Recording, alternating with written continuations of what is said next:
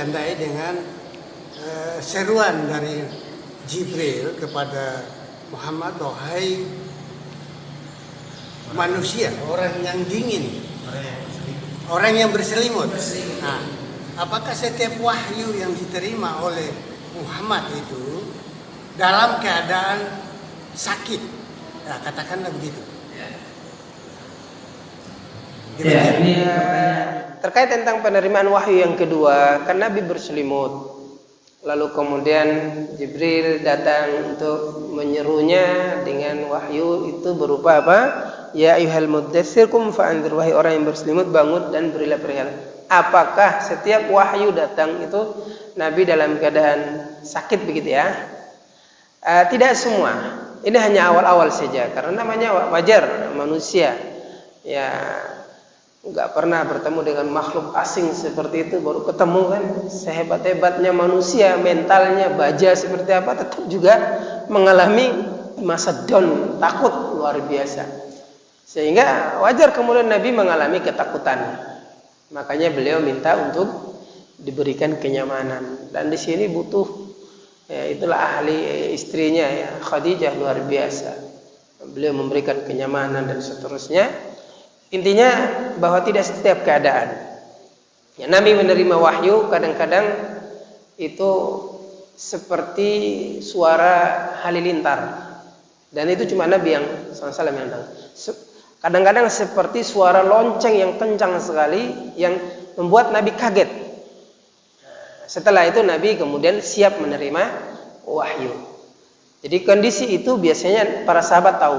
Kalau Nabi tiba-tiba diam, nah itu berarti Nabi sedang menerima wahyu. Ya, Nabi sedang menerima wahyu. Tapi tidak seperti awal-awal lagi harus ketakutan sampai menggigil, tidak. Itu hanya awal-awal saja. Awal-awal yang ini menunjukkan bahwa beliau adalah manusia biasa. Fitrah, nalurinya ketika berhadapan dengan makhluk yang asing, ketakutan itu adalah naluri, fitrah manusia biasa. Ya, tapi ketika sudah terbiasa, maka kemudian yang beliau rasakan seperti itu. Ada beberapa riwayat yang menyebutkan kadang-kadang beliau kalau kedatangan mau datang wahyu tiba-tiba kaget, ya badannya gemetar kaget, bukan karena ketakutan lagi, bukan karena, tapi karena ada yang menyebutkan ada semacam suara lonceng yang mengagetkan. Ya, kekagetannya itu kemudian membuat Nabi kesiapan untuk menerima wahyu yang akan disampaikan kepadanya. Ya, jadi ya, mungkin ini perlu nih para peneliti pendidikan ini coba diteliti apakah orang itu dibikin kaget dulu baru dikasih ilmu atau bagaimana. Ini memungkinkan apa tidak? Tetapi ini real adanya wahyu yang memang datang kepada kita tentang kondisi Nabi SAW menerima wahyu itu. Tidak setiap kondisi sama, berbeda-beda keadaannya. Ya, itu barangkali jadi tidak selalu sama. Wallahu taala a'lam. Dari penjelasan maupun kita mendengar dan membaca banyak buku berkaitan dengan nama-nama besar di saat Nabi diangkat menjadi Rasul, menjadi Nabi. Nah, nama-nama besar itu kemudian menjadi penerus dan disebut sebagai sahabat-sahabat Nabi. Kita tahu bahwa banyak di antara mereka itu umurnya ada yang melebihi Nabi, ada yang bahkan boleh dikatakan jauh di bawahnya, jauh di bawahnya. Mungkin lebih pantas mereka itu disebut sebagai anak. Tapi dalam Islam nama-nama besar itu kemudian disebut sebagai sahabat. Bukan anak, bukan murid, tapi kedudukan statusnya sebagai sahabat Nabi. mungkin bisa dijelaskan posisi dan kedudukan sahabat itu seperti apa dalam Islam. Karena kalau orang yang kemudian masuk Islam dan diajarkan tentang ajaran-ajaran Islam ini, itu boleh dikata dia bisa sebagai murid. Mungkin Ustadz bisa menjelaskan status dan kedudukan sahabat di masa Rasulullah menyebarkan atau mendakwakan Islam. Terima kasih. Waalaikumsalam warahmatullahi wabarakatuh. Yang saya tangkap barangkali tentang kedudukan sahabat ya. Kenapa mereka disebut sahabat? Padahal orang yang menjadi sahabat Nabi itu ada yang bisa lebih dewasa lebih tua dari Nabi, ada yang sebaya, bahkan ada yang jauh lebih muda dari Nabi. Kenapa mereka disebutkan sahabat? Ya, ini kembali kepada definisi sahabat sebenarnya. Ya, karena dalam bahasa Arab itu ada beberapa istilah kata yang memiliki makna yang sama. Ya, jadi ada sadiq, ya, ada sahabat, ada zamil, ya ini dan ada beberapa istilah lagi. Ya, ini memiliki makna yang berbeda, yang sama sebenarnya, tetapi secara umum. Nah, kalau kita menelusuri maknanya yang dalam, maka kita akan menemui ada perbedaan-perbedaan. Kalau saya katakan zamil itu berarti teman-teman kelas, ya, teman-teman kelas, baik kelas di sekolah, di kampus, ya, itu teman-teman kelas. Dari teman-teman kelas, mungkin ada yang saya tidak suka, ya kan? Ada yang saya tidak akrab, ya, dan seterusnya. Itu namanya teman, tetapi dia sifatnya zamil, tidak begitu akrab, dan saya tidak begitu kenal dengan dia. Dan bisa jadi kadang-kadang saya tidak suka untuk bergaul dengannya. Hanya dia teman sekelas. Kebetulan saja satu kelas, itu namanya zamil. Sementara sadiq ini lebih kepada kita bilang teman karib. Orang yang kita percaya dan dia percaya kita, dan hanya dia saja, tidak lebih. Biasanya sadiq itu tidak banyak, orang-orang tertentu saja kalau sadiq. Sementara kalau sahabat itu menggabungkan dari dua tadi, tapi ada satu nilai yang tidak dimiliki oleh dua makna tadi, yaitu apa? Kalau sahabat itu dia siap untuk berjuang apapun yang terjadi, apapun yang terjadi. Dia kalau tidak bersama-sama, dia di depan atau dia di belakang kita. Ini namanya sahabat. Maka kemudian siapa saja, definisi sahabat jadinya apa? Siapa saja yang hidup ya di zaman Nabi SAW dan beriman kepada Nabi SAW, maka dialah sahabat. Dia yang hidup di zaman Nabi dan beriman kepada Nabi SAW, maka dialah sahabat. Termasuk di sini adalah anak-anaknya sahabat yang mungkin hanya 2 hari, 3 hari, ya dipertemukan dengan Nabi, dimintai doanya, kemudian Nabi meninggal dunia, mereka tetap dikategorikan sebagai sahabat. Ya.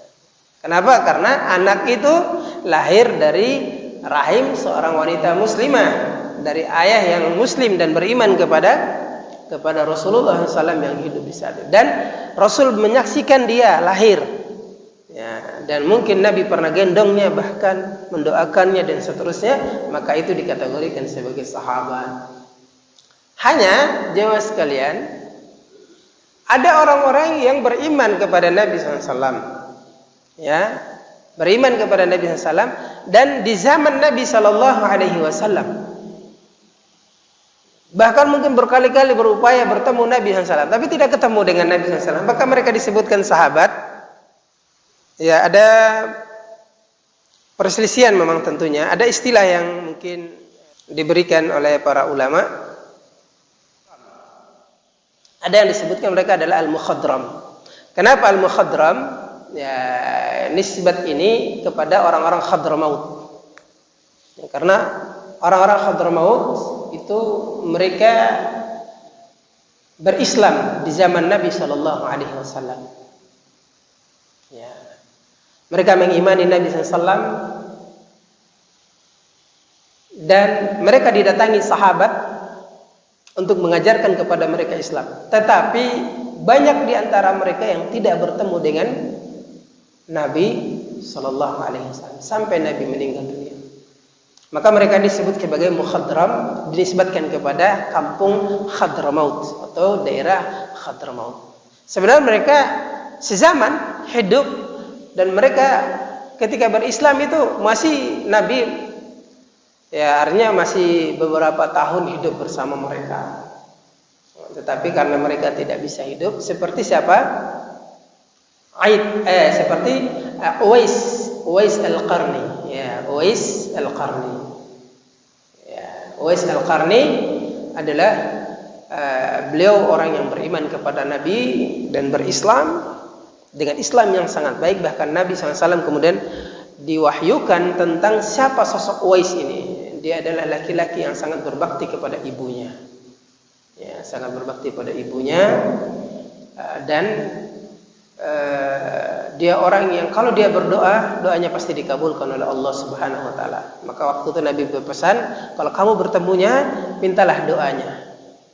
Nah, di zaman Abu Bakar dia tidak datang ke Mekah, tapi di zaman Umar dia datang dan Umar mengenalnya. Karena Umar, kita sekali lagi, Umar itu adalah ya orang yang mulhim, orang yang diberi ilham oleh Allah. Jadi orang asing itu dia bisa langsung mendeteksi, mengenal. Seperti kasusnya juga orang yang membunuh Al-Aswad. Ya. Al-Aswad yang mengaku Nabi sementara Nabi masih ada di Yaman. Nah, orang ini membunuh Al-Aswad. Ya. Kemudian dia lari ke Mekah, ke Madinah, ingin mengabarkan itu kepada Rasulullah SAW. Tapi dalam perjalanannya, ya, ada yang menyebutkan namanya Abul Muslim. Dalam perjalanannya dia meninggal. Rasulullah SAW sudah meninggal. Dia sampai di Madinah, Nabi sudah dikuburkan kemarin harinya. Dan ketika dia turun dari kudanya, Umar langsung mengenal, kamu kayaknya Abul Muslim. Kamu yang dikabarkan oleh Nabi SAW bahwa akan datang orang yang soleh, yang membunuh kadzab, membunuh seorang pendusta. Dan dia, dari mana kamu mengenal? Ya, Nabi yang mengabarkan kepada kami, dan kamu orang asing di sini. Ya, kamu orang asing di sini. Jadi sahabat itu adalah memang orang yang benar-benar setia dalam perjuangan, bukan hanya kesetiaan kawannya saja, tapi sampai pada dalam sebuah titik perjuangan. Sebuah titik perjuangan. Makanya perjuangan mereka para sahabat itu tidak sebanding, sehingga Nabi SAW mengatakan memberikan warning kepada kita, la tasubu ashabi, jangan sekali-kali kalian itu mencela sahabatku, mencela, memaki-maki sahabatku. Ya, lau anfaqa ahadukum ya dhahaban mithla Uhudin ma balagha ma anfaqa ya ghurfatan aw nasifahu. Kalau seandainya salah seorang di antara kalian berinfak emas sebesar gunung Uhud yang panjangnya 2,5 kilo tadi, emas sebesar itu, dibandingkan dengan infaknya sahabat yang cuma satu ghurfah, satu genggam seperti ini, ma balagha ya atau nasifahu, tidak akan sama nilainya, bahkan separuhnya pun tidak sama. Kenapa? Karena perjuangan sahabat itu luar biasa. Harta mereka korbankan, nyawa mereka taruhkan demi apa? Demi tegaknya Islam. Makanya mereka diistilahkan dengan sahabat. Ya, sahabat. Ya. Ada istilah juga hawari. Ya, hawari itu lebih kepada penolong-penolong. Ya, penolong-penolong. Makanya sahabatnya Nabi Isa yang 10 orang, 11 orang yang satu pengkhianat itu namanya hawari. Ya, orang-orang hawari. Ya, artinya sahabat tapi penolong. Kalau Nabi ini sahabat memang, bukan hanya sekedar hawari, mereka sahabat yang menolong siap hidup maupun mati, sudah. Dan mereka kemudian tidak tinggal diam. Ya, mereka semua bergerak menyebarkan Islam ini ke seluruh bumi. Ya, maka kemudian tersebarlah Islam ke Nusantara dan seterusnya. Wallahu taala alam, mungkin itu Pak Haji. Jadi istilah sahabat itu istilah yang diberikan karena kedudukan mereka, bukan karena status sebagai senior dan juniornya, tetapi karena keberadaan mereka itu membantu perjuangan dakwah Nabi SAW, itulah yang kemudian membuat mereka menjadi sahabat. Walaupun tadi ada orang-orang yang hidup sezaman dengan Nabi, tapi mereka apakah dikategorikan sahabat? Tidak. Tapi mereka disebutkan sebagai mukhdaram.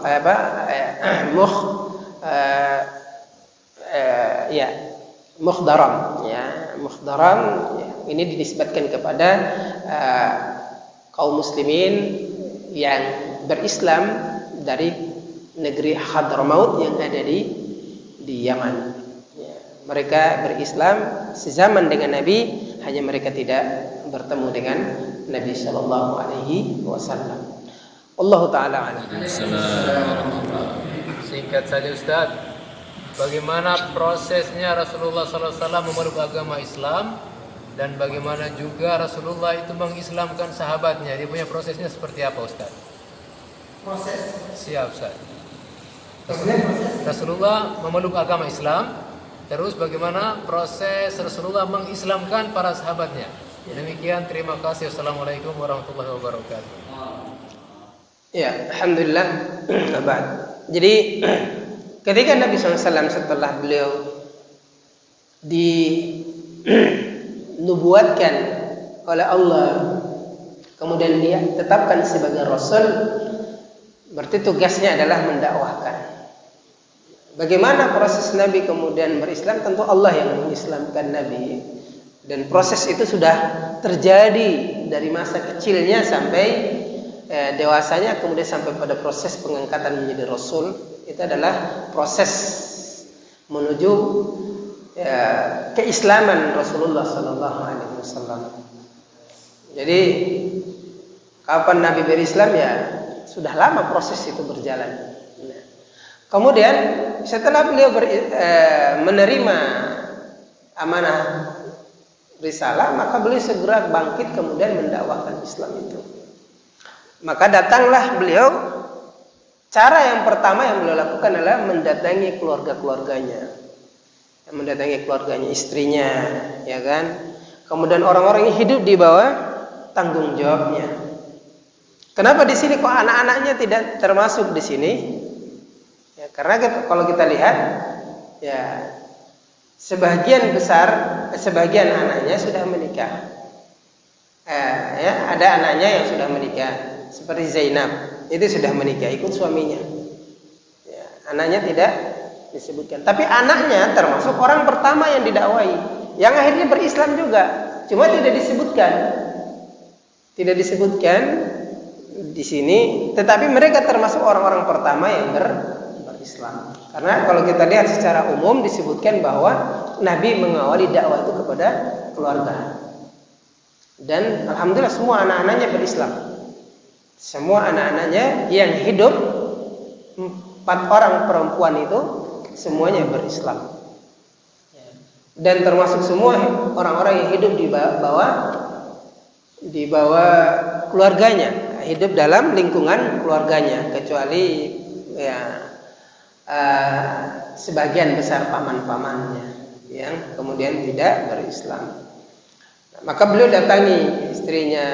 Kemudian setelah itu beliau datangi sahabatnya, Abu Bakar, ya, Ali bin Abi Thalib, Zaid bin Al-Harithah, dan seterusnya. Lalu kemudian yang menarik dari inilah yang namanya sahabat. Mereka kemudian setelah berislam, gak tinggal diam. Mereka juga bergerak, mencari mangsa masing-masing. Mencari objek-objek dakwah masing-masing. Abu Bakar kemudian mendatangi tadi. Ada Utsman bin Affan, ada Zubair bin Al-Awwam, Talha bin Ubaidillah, Abdurrahman bin Auf, ya, Sa'ad bin Abi Waqqas, ya, dan sahabat-sahabat. Dan kita bayangkan 10 sahabat yang dijamin masuk surga, itu 4 atau 5 diantaranya adalah buah dari dakwahnya Abu Bakar. Sementara hari itu ketika Abu Bakar berislam, Al-Quran belum sempurna kan? Al-Quran baru turun apa? Iqra sampai ayat ke-5, Al-Mudaththir juga sampai ayat 5 atau ayat 7 saja. Itu yang mereka hafal, kemudian mereka bersebar mendakwakan Islam itu. Ya, jadi itu cara yang Nabi SAW lakukan. Jadi ketika Nabi setelah menjadi Rasul dan mendakwakan istrinya, sahabatnya, dan orang-orang yang hidup di bawah naungannya itu, lalu orang-orang itu pun kemudian setelah berislam, mereka kemudian juga door to door tadi, datangi teman-temannya, datangi kawan-kawannya, ya, kemudian mereka mengajak untuk berislam. Makanya dari situ kita lihat, ya, Islamnya para sahabat awal-awal itu perjuangan yang berat, ya, mas sembunyi-sembunyi juga, ya, kita lihat kan banyak budak-budak yang kemudian masuk Islam. Yasir, istrinya Sumayyah, anaknya Ammar, ya, itu juga budak semua berislam, didakwai door to door. Bilal bin Rabah juga budak, ya, semuanya mereka berislam karena berkat, ya, bergeraknya para sahabat ini. Bukan Nabi sendiri yang bergerak, ya, Nabi hanya menyampaikan, ini tugas kita, ayo sama-sama, ya, saya tugasnya adalah menerima wahyu dari Allah, menyampaikan kepada kalian, kalian bersebar menyampaikan ini kepada orang-orang yang kita pandang, ya, dekat dengan kita dan percaya dengan kita untuk kita sampaikan. Dan ini tips pertama yang dijalankan oleh Nabi Sallallahu Alaihi Wasallam. Ya. Dan ini bisa kita praktekkan. Ketika kita datang daerah baru, ya, ajak kenalan dulu, ngobrol panjang. Jangan dulu langsung spontan ajak dia Islam, jangan dulu. Kita kenali dulu. Dia percaya kita enggak? Kalau sudah percaya baru kita tawarkan, mau enggak Islam, mau enggak Islam. Dan ini Masya Allah, saya banyak mendapatkan cerita dulu dai-dai yang diutus oleh Dewan Dakwah ke Timur Leste, ya, dulu namanya tim-tim. Dan juga ini luar biasa, para, ya, anggota-anggota TNI, ya, karena saya ikut menyaksikan walaupun waktu itu saya masih TK. Saya ingat sekali beberapa anggota-anggota TNI yang teman kakak saya, karena saya selalu dibawa kemana-mana sama TNI. Jadi saya tahu bagaimana mereka datang ke kampung-kampung. Itu kadang-kadang mereka mengislamkan, TNI, tentara, bisa mengislamkan orang di kampung yang mereka datangi. Nah, dulu kan istilah ada ABRI masuk desa kan. Jadi setiap masuk desa, kegiatan-kegiatan sosial itu selalu. Nah, orang-orang yang kemudian bisa didekati, diajak ngobrol, setelah diambil hatinya, ya, ketika jam sholat dulu, setelah selesai sholat, kan pasti mereka bertanya, gimana? Akhirnya kemudian ditawarin Islam, mau mereka. Dan itu saya lihat, artinya itu sudah lama sekali, tahun-tahun 80-an, ya, 85, 86 kita saksikan itu. Jadi itulah metode yang dijalankan oleh Nabi SAW. Jadi ketika beliau menerima risalah, beliau sampaikan ke orang-orang terdekatnya, orang-orang yang dipercayanya, dan orang itu percaya kepadanya. Ini langkah pertama.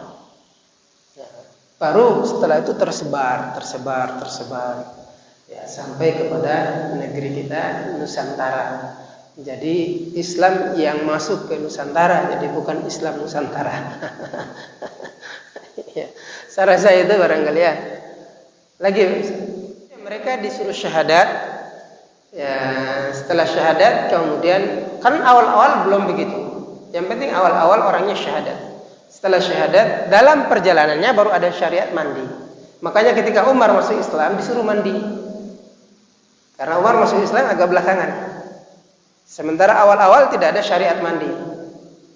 Ya, yang penting syariatnya adalah mereka syahadat. Ya, bersaksi. Asyhadu an la ilaha illallah wa asyhadu anna Muhammadar Rasulullah. Mereka sudah Islam. Mereka hanya disuruh bersuci saja. Terserah mau mandi seperti apa. Tapi kapan syariat mandi? Ya, tidak ada riwayat yang menyebutkan secara pasti. Tapi syariat mandi itu setelah Islam itu mulai merambah di kota Mekah dan tokoh-tokohnya mulai masuk Islam. Termasuk Umar bin Khattab ketika masuk Islam itu adiknya disuruh apa? Mandi. Ya, suruh mandi dulu. Berarti itu sudah ada syariat mandi. Makanya sampai hari ini siapapun orang yang mau masuk Islam disuruh apa? Ya, setelah syahadat baru kemudian disuruh mandi. Ya, disuruh mandi. Mandi yang dalam tanda kutip mandi janabat, mandi wajib. Ya, dikatakan wajib karena mandi itulah yang kemudian membuat kita bersih, suci untuk ibadah. Kalau mandi-mandi biasa itu cuma membersihkan apa badan kita dari kotoran saja. Ya, tapi kalau mandi janabah itu kan ada tata caranya. Ya, ada wudu dulu, baru kemudian ya kita keramas, ya kemudian siram kanan dulu, baru kiri, baru kemudian setelah itu kita mandi seperti biasa. Diakhiri dengan apa? Mencuci kaki. Ya, diakhiri dengan mencuci kaki. Maka apa kita wudu lagi untuk salat? Tidak perlu, karena dia lebih sempurna daripada wudu. Ya, tidak perlu. Kecuali setelah itu kita masih buang hajat dan cebok, istinja, maka setelah itu ya kita wudu lagi, karena kita sudah buang hajat. Ya, tapi kalau enggak, habis mandi wajib, pakaian langsung ke masjid sholat, boleh-boleh saja, sah-sah saja. Jadi apa yang kita lakukan sekarang ini benar, itu adalah syariat yang dituntun bagi mereka yang baru masuk Islam. Tapi apakah itu dilakukan di setiap sahabat? Tidak. Ya, ada sahabat generasi-generasi awal itu tidak, tapi generasi berikutnya masih awal-awal juga, tapi mereka yang datang setelah beberapa hari dari syariat itu menerima Islam itu, maka setelah itu mereka kemudian ada ketentuan tambahan yaitu mandi. Itu wallahu taala alam, mungkin itu yang bisa kita jawab. Kita akhiri. Subhanakallahumma wa bihamdika asyhadu an la ilaha illa anta astaghfiruka wa atubu ilaik. Assalamualaikum warahmatullahi wabarakatuh.